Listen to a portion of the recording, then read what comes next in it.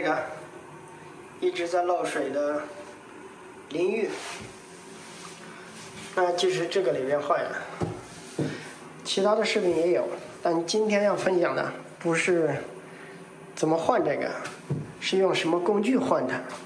刚买了一个新的工具，和大家分享一下。大家看呢，就是这个刚买的新的工具，打开看一下。那这个呢是这样的，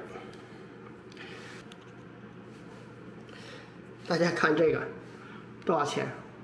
小200，就是这样。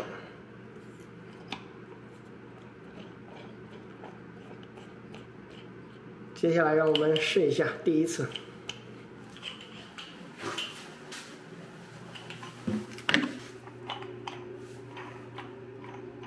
那这个工具呢，是我们首先呢要把这两个松开，先把这个螺丝退回去。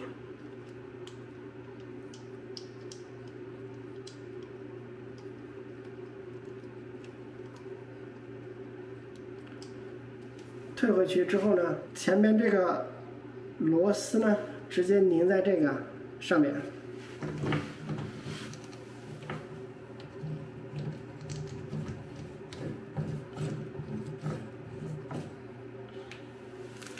然后拧好之后呢，我们就把这个拧紧。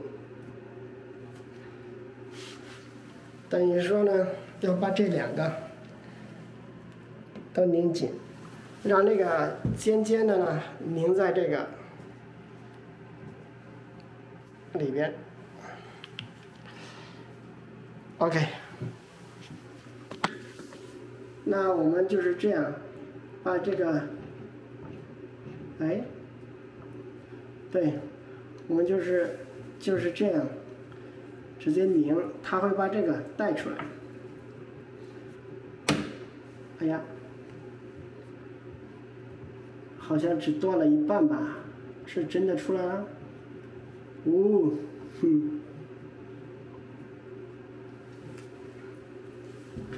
这个太简单了，以前拿这个太难拿了。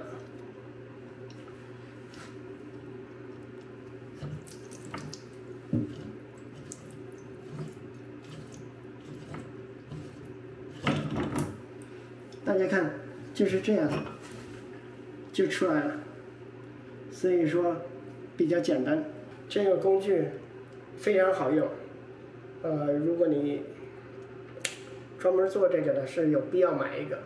另外一个就是说，家里边有几个都需要换，最好也买一个，因为这样不损坏任何东西。拜拜。